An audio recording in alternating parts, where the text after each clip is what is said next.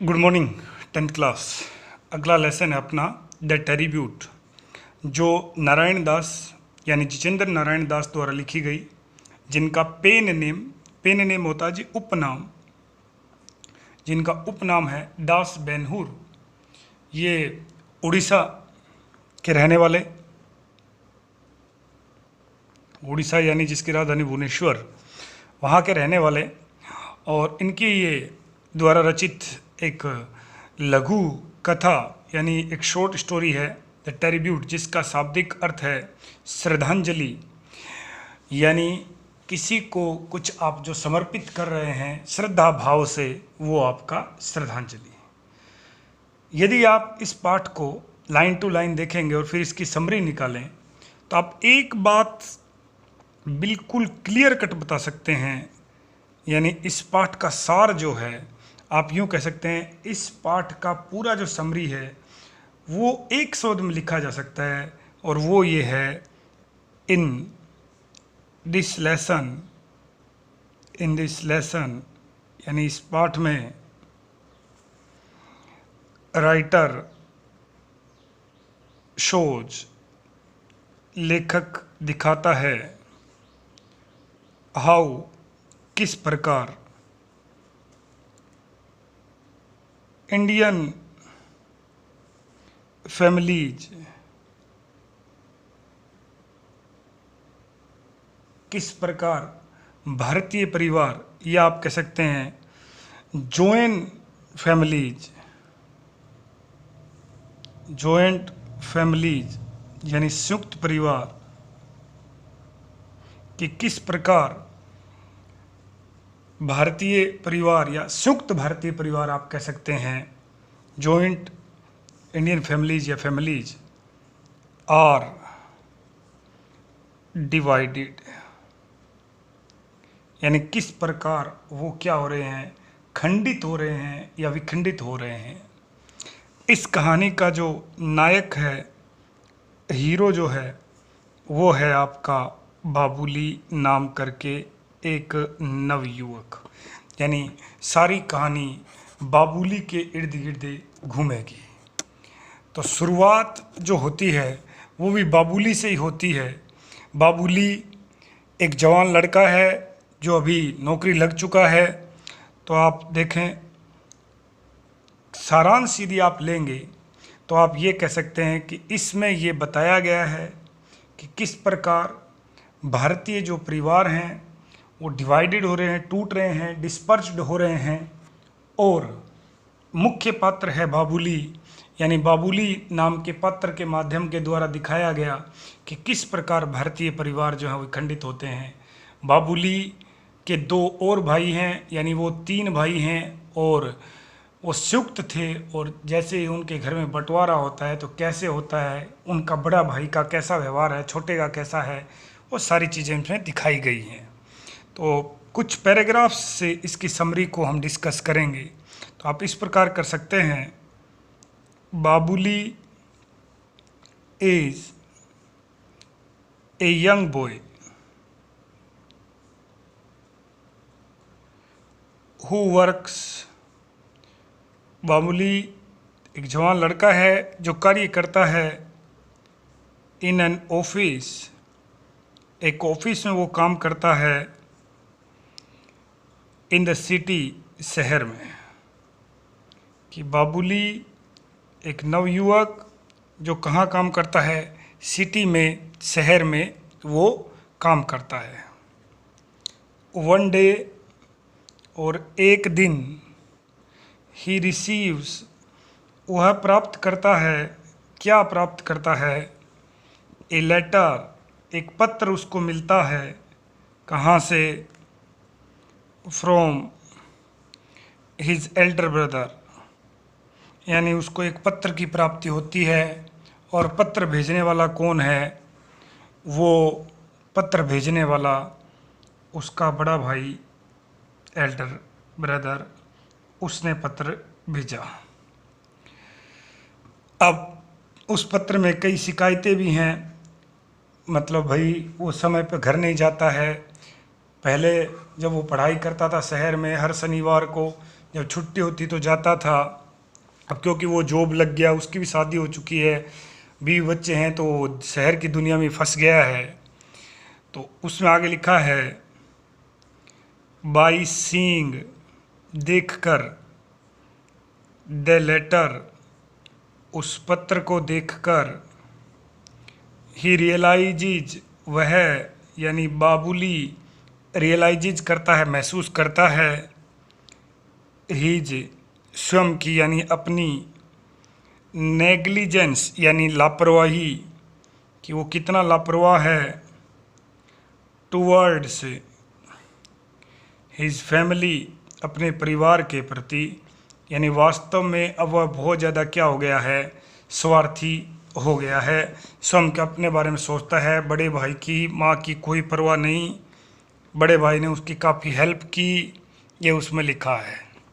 लेकिन जब उस पत्र को आगे पढ़ता है तो पता चलता है द लेटर, वो जो पत्र है, टेल्स, बताता है, यानी उस पत्र में लिखा है अबाउट, के बारे में, द पार्टीशन, पार्टीशन का अर्थ है बंटवारा, और बंटवारा किसका, ऑफ देयर, उनकी, पेरेंटल, पेरेंटल का अर्थ होता है जी पैतृक, पेरेंटल का अर्थ होता है पैतृक, प्रॉपर्टी, यानी उनके माँ बाप से जो भी प्रॉपर्टी उनको मिली, संपत्ति मिली, उसका बंटवारा किया जाएगा, अमंग, के बीच में, अमंग इसलिए क्योंकि दो से ज़्यादा हैं, 3 ब्रदर्स, 3 भाइयों के बीच में। और उसकी वजह क्या है, बंटवारा क्यों हो रहा है, बंटवारे की वजह है due to some feud, feud का अर्थ है झगड़ा, कुछ झगड़ा हो गया था, इन बिटवीन, के बीच में, the two,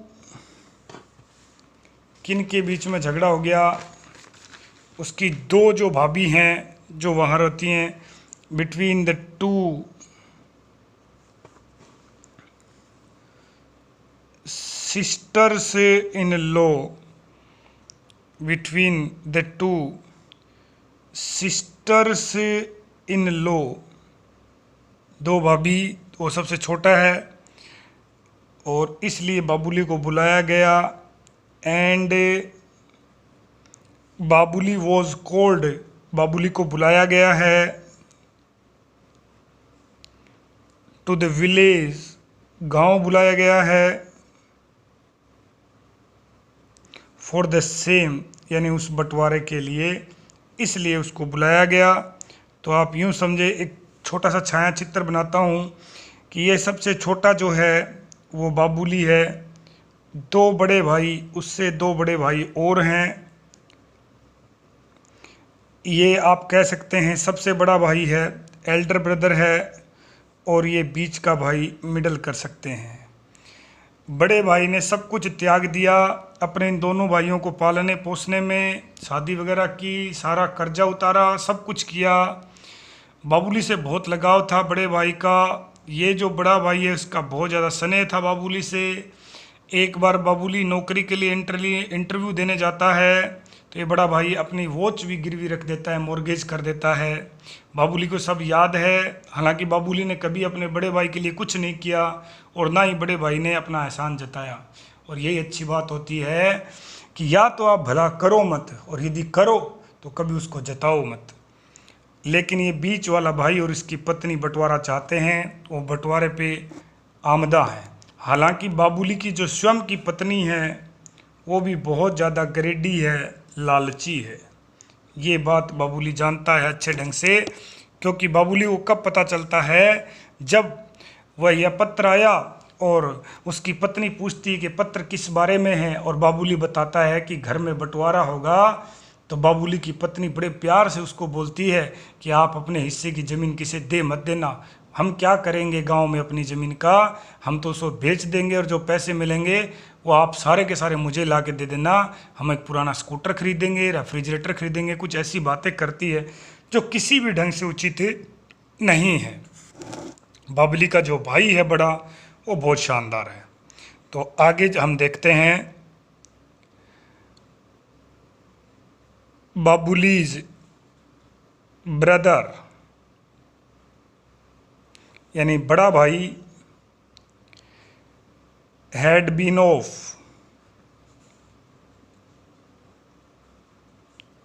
great help to Babuli. Babuli के लिए बड़ी मदद उन्होंने की थी इन हिज बोथ चाइल्डहुड, यानी जब वो दोनों छोटे थे बचपन में उन दोनों की मदद, यानी इसकी भी और इसकी भी मदद कौन करता था? बड़ा भाई करता था। एंड और the days of his study, हालांकि बाबुली ने जब पढ़ाई की उसमें भी बहुत मेहनत उसने की, उसकी हेल्प करता था। यहाँ एक बिंदु आप लिख भी सकते हैं, और बिंदु है he helped him by mortgaging. Mortgage का अर्थ होता है गिरवी रखना। बैंक में शब्द कई बार काम आता है कि जो किसान वगैरह ऋण नहीं दे पाते उनकी या फाइनेंस कंपनियां, उसकी कंपनी क्या कर लेती हैं? मॉर्गेज कर लेती हैं। ही हेल्प्ड हिम, ये भाई के लिए आया है, ये बाबुली के लिए, और उसके भाई ने बाबुली की मदद की थी बाय मॉर्गेजिंग, गिरवी रखकर, हिज वॉच, अपनी घड़ी को। एक बार ऐसा भी मौका आया कि उसके भाई ने अपनी घड़ी जो उसके पिताजी ने उसको दी होगी वो गिरवी रख दी। किस लिए? सेंड, ताकि भेज सके बाबुली को 150 रुपये for his interview in Delhi.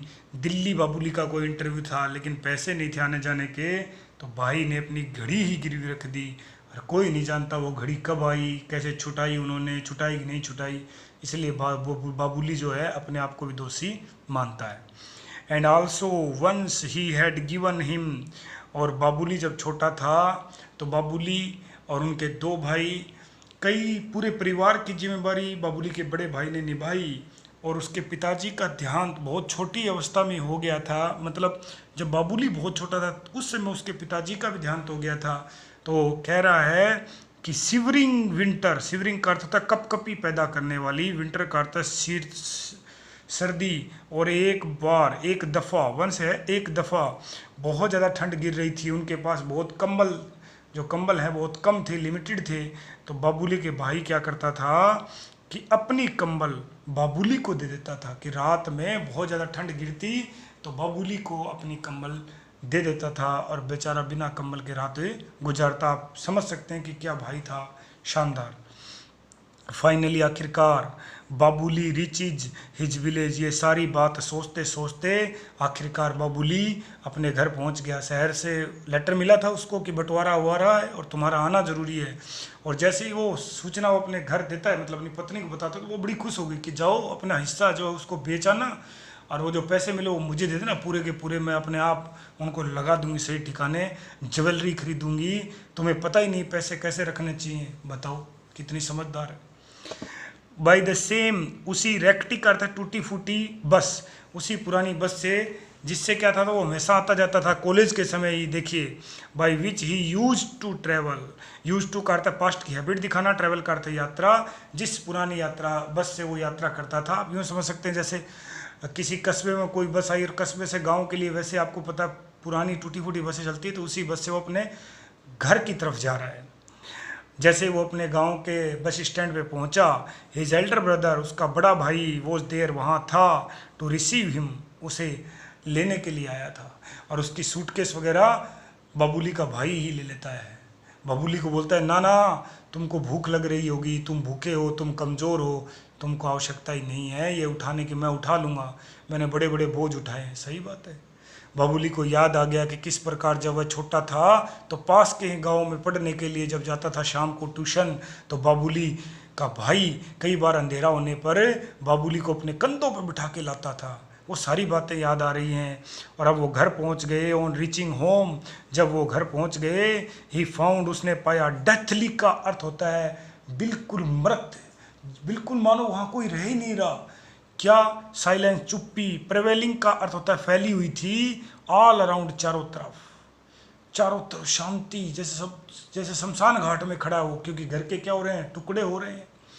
Only his mother, केवल उनकी माँ, वो स्टैंडिंग, वहाँ खड़ी थी, आउटसाइड द होम, मानी वो मकान वगैरह बने हैं, घर बना है, उसके बाहर उसकी माँ खड़ी थी। और साधारणतः जब भी वो जाता तो उसके भतीजे आते थे मिलने के लिए, लेकिन आज कोई नहीं आया। बीच वाला भाई है, वो बहुत स्वार्थी है, वो बंटवारे पे आमदा है, उसको बंटवारा चाहिए हर हाल में। आगे देखिए, on the day of partition, और फिर बंटवारे का समय आ गया। ऑल द मूवेबल, मूवेबल का अर्थ है चल, क्या होता है, चल। इमूवेबल अचल, सभी चल और अचल संपत्ति जो है, एंड एवरीथिंग, सब कुछ, else present in the house, जो घर में था, वॉज कलेक्टेड, उसको एकत्रित कर दिया गया, एज ए हीप, हीप का अर्थ होता है ढेर, उसका समानार्थी अर्थ होता है जी पायल, वो कर दिया गया इकट्ठा, टू बी डिवाइडेड, कि इसको बांट दिया जाएगा। और सामान्यतः हम जानते हैं कि बंटवारा इसी प्रकार होता है कि घर का सारा सामान वहाँ रख दिया जाता है और बंटवारा कर दिया जाता है। 2005 गांव के लोग आ जाते हैं, वहाँ भी आ रखे हैं। आफ्टर द पार्टीशन, और फिर बंटवारा हो गया, और बंटवारे के बाद द एल्डर ब्रदर, बड़ा भाई जो है, देखिए बड़ा भाई बिल्कुल उसमें कोई स्वार्थ है, निस्वार्थ कर रहा, वो सब कुछ लालच नहीं है। वो ये नहीं चाहता कि उसको बाबूली कुछ दे दे ना, वो देख रहा था कि बड़े भाई ने कभी कुछ मांगा ही नहीं, उससे कुछ नहीं मांगा। बड़ा भाई टैक्स लेके गया बाबूली को टू शो, दिखाने के लिए, हिज शेयर ऑफ लैंड, भाई ये ज़मीन, जैसे मान लो इतना बड़ा खेत होगा तो उसको दिखाने ले गया, भाई ये तेरा हिस्सा है। इधर ये आपके कोई एक और खेत होगा, उसमें बताया कि ये तेरा हिस्सा है। वो खेत दिखाने के लिए ले गया है, जबकि ये खेत कभी बाबूली ने देखे ही नहीं। बाबूली को पुरानी बातें याद आ रही हैं कि किस प्रकार जब वह छोटा था तो बाबूली का भाई, उनके घर के पीछे एक पौंड है, तालाब है, वहाँ से मछली पकड़ के लाता और हमेशा अपनी पत्नी से कहता कि अच्छे ढंग से पकाना बाबूली के लिए। और कई बार जब छोटी मछली पकड़ के लाता तो बोलता सिर्फ और सिर्फ बाबूली के लिए पकाओ। मतलब भाई का बहुत ज़्यादा प्रेम था बाबूली के प्रति। तो वो क्या कर रहा है, इन डेट लैंड, और जब वो खेत जाता है, ही कुड शी, वह देख सकता था, द एफर्ट्स, प्रयास, put upon by his Elder brother, उसके भाई के द्वारा उन खेतों में कितनी मेहनत की गई। यानी जगह जगह, हर जगह भाई के पैरों के निशान मिल रहे थे। यहाँ तक कि जो पेड़ पौधे हैं उनके ऊपर सुबह सुबह जो ओस गिरी है, वो उसको ये लग रहा है कि उसके भाई के पसीने की बूंदें हैं जो मोती की तरह चमक रही हैं। यानी उसका भाई शानदार था, अपने भाई को उसने पढ़ाया लिखाया, नौकरी लगाया। लेकिन देखो, सबसे बड़ा यही होता है, वास्तव में भलाई का सही रूप ये है कि आप भला करके उपेक्षा मत करो। आपने कर दिया, आपका काम है करना। आप ये मत सोचो कि सामने वाला आपको क्या देगा। बाबूली रिफ्यूजीज, और बाबूली क्या कर देता है, मना कर देता है। दूसरे दिन सुबह चुपचाप बाबूली वहाँ से निकलता है और एक लेटर लिख के दे के जाता है अपनी भाभी को कि भाई को दे देना।